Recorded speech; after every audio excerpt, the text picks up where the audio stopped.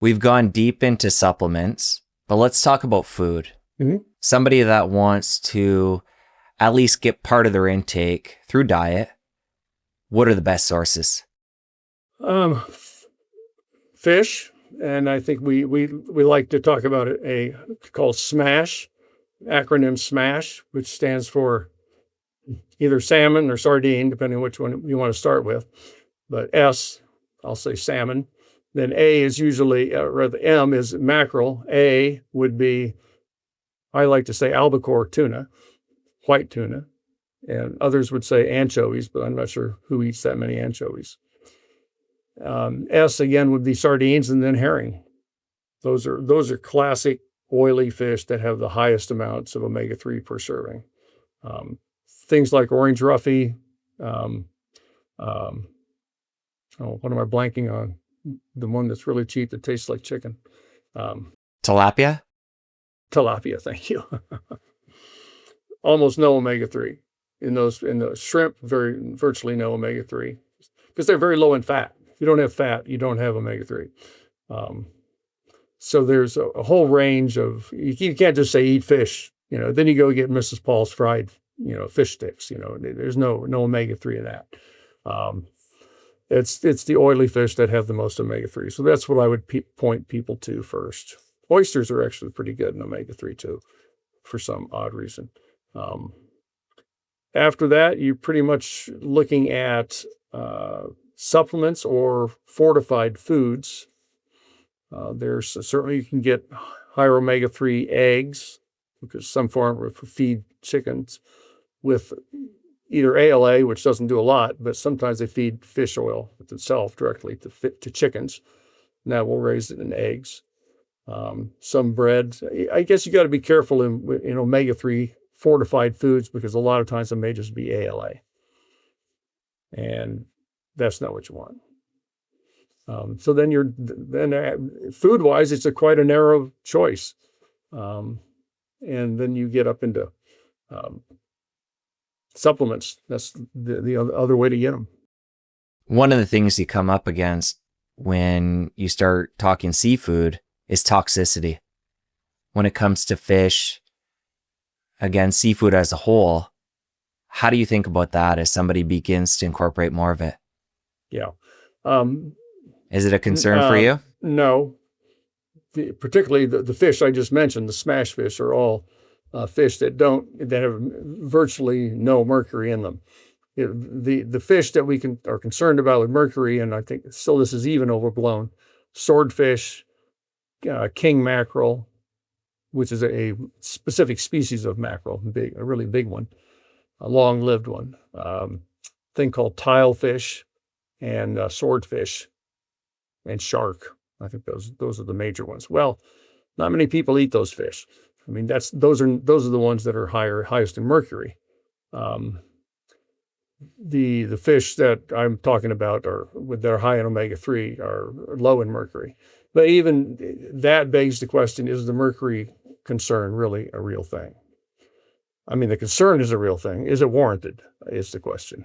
And we've been we did a study. Joe Hibbland was the lead author on it a couple of years ago, looking at all the studies around the world, looking at fish intake in moms, pregnant moms, and the mental health outcomes of the kids. And what we found was that the higher the fish intake, I mean, fish writ large, because a lot of these studies didn't really quantify the kind of fish, but higher the fish intake, the higher the IQ of the kid. Like comparing women who are eating over 12 ounces a week versus none, there's like a 7-point IQ point different in the kids. And that's regardless of the mercury content. The mercury scare got started in the Faroe Islands based on the consumption of pilot whale, not fish. These pilot whales in that island, were richer in mercury, and there was high levels of mercury in those kids. But then you go to another place like the Seychelles Islands, where there's a high fish intake, and fairly high mercury intake too, but not as high as in pilot whales. And the kids there, the more fish they ate, the better, the healthier they were. The mercury scare, the FDA did a huge disservice to pregnant women 25 years ago when they put out those warnings that pregnant women should avoid essentially fish because of mercury, not realizing that what they had just done was push pregnant women away from the most important source of DHA for their babies in order to accommodate a reasonably groundless fear of mercury. So the documented drop in fish intake in pregnant women after the FDA's warnings were put out, it's very clear. And the evidence now says the DHA you get, the healthy things you get from eating fish far outweigh any potential adverse effects of mercury. But people are really a lot more scared about putting bad things in their mouth than attracted to putting good things in their mouth. If something's a possible toxin, they'll avoid it, even if the evidence for it is minuscule and the actual harm is undetectable. Just the fact that a federal agency says it's a toxin, you'll stay away from it. But I'm afraid it's scared people away from a really good source of food with the net effect of being adverse affecting our kids. For a pregnant woman who does have that fear of mercury, do most of the reputable fish oil companies test for it if she wants to get her omegas that way? Yeah, but you don't. Just the very fact that mercury is a water-soluble component of fish and sticks to the proteins doesn't stick. It's not oil soluble. It doesn't go into the oil. When the oil and water partition, when you're grinding up the fish to get the fish oil, the mercury doesn't go in the oil phase. It stays down in the aqueous phase. So there is no mercury in fish oil supplements. And they don't eat, and it's not because they're going out of their way to keep it out. That's just the way mercury behaves. It's not non-polar, so it doesn't go in the lipid part. So the fish, that's not a worry. Pregnant women certainly take and should take EPA DHA supplement, DHA particularly, during pregnancy. And especially, as you say, if they don't want to eat fish. But what's really interesting is that the fish are a great source of selenium. And selenium can block any bad effects of mercury. And if you have a ratio of selenium to mercury that's very favorable to selenium, it's going to be very good for you, not bad for you. But if you just focus on the mercury part and forget the selenium part, then you're getting only half a picture of the health effect of a food, of a fish. It's a complex story. Isn't everything? So pregnant women, actually, let's take it back a step further. Mm-hmm. A woman who is trying to get pregnant, even before that, they want to prep their body to get pregnant.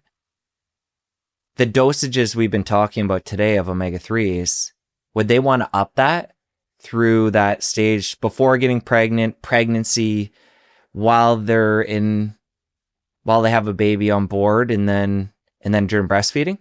Yeah. The levels we were talking about earlier would be great for pregnant women if they would do it. I mean, they don't need to be higher than like the 500 to 1,000 milligrams we talked about, the EPA. That'd be fantastic. Most people will recommend at least an additional 200 milligrams of DHA during pregnancy. As far as pre-pregnancy, not much literature there on the pros and cons of the benefits or none of preloading. It makes intuitive sense that you'd want to preload your body with omega-3 because the baby's going to take a lot of it when in the third trimester, particularly when the brain is being built. It would just make sense if you're trying to get pregnant to be as well nurtured as possible from any perspective, particularly omega-3. Whether the father's omega-3 status is important is there's some interesting studies looking at sperm quality as a function of omega-3 intake, and it seems to be more motile, maybe survives a little better. I was recently at a conference on horse nutrition, and one of the benefits of omega-3 and racehorses, horses in general, is improved fertility. What they tell me. I mean, I haven't seen the data, but and when they create an embryo in vitro, do some in vitro fertilization and make an embryo that would be then implanted in another mare.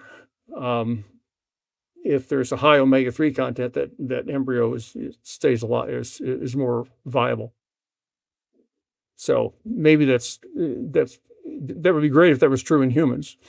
And I haven't seen too many studies look at that, but that would be a reason in the whole area of birth and reproduction. Certainly during third trimester is the most important part of time to have the highest omega-3 level coming in mom. And then to keep it going during breastfeeding. Because if you stop taking omega-3, the levels in your breast milk just drop like a rock. Within 2 or 3 days, they go down. So back to OmegaQuant, we do have we have a blood test, but we also have a milk test. That's the same thing. You put a drop of milk on a card, mail it in, and we can measure the amount of DHA in your milk. And if moms want to keep their DHA levels up, we can tell them how much to take. But it's important to take it throughout lactation. I mean, the kid's brain is growing till mid-20s?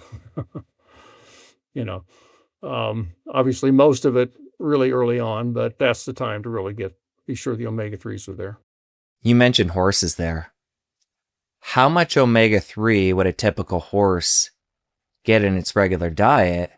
And then extrapolate out mammals as a whole.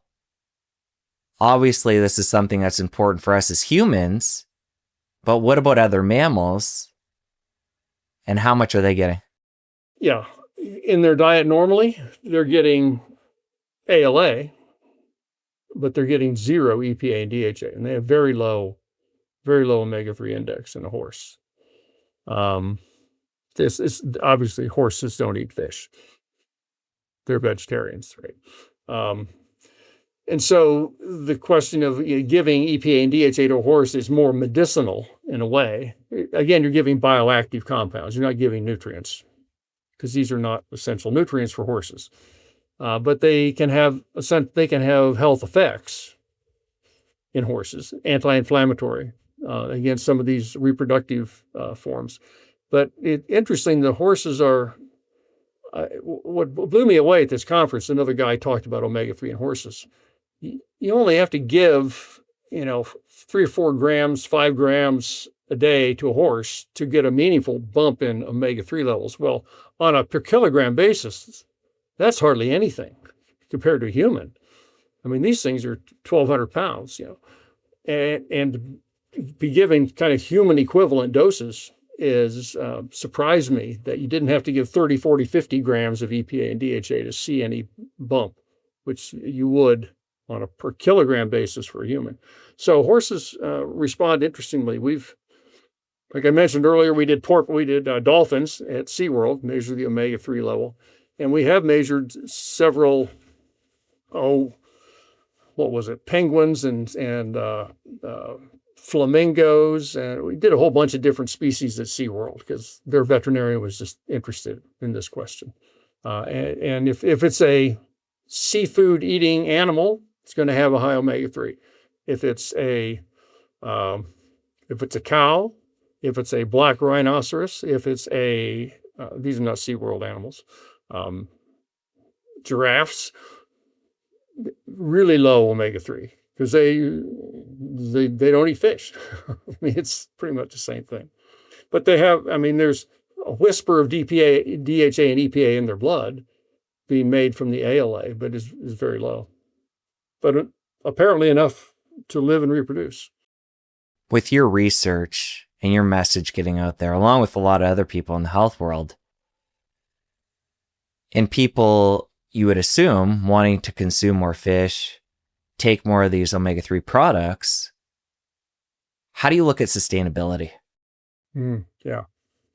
Um, that's kind of what I'm most excited about in the future is not only more of these algal oil type products, but there are people, particularly in Australia and England, that are doing good research using genetically modified plants, land plants, soybeans, camellia, camellia. Chamomile. Not sure I know the name of it. Yeah, that's it. Thank you. Camelina. Is that right? That's it. Oh, that's not one I'm familiar with. Well, it's something in Australia. I think it's a weed.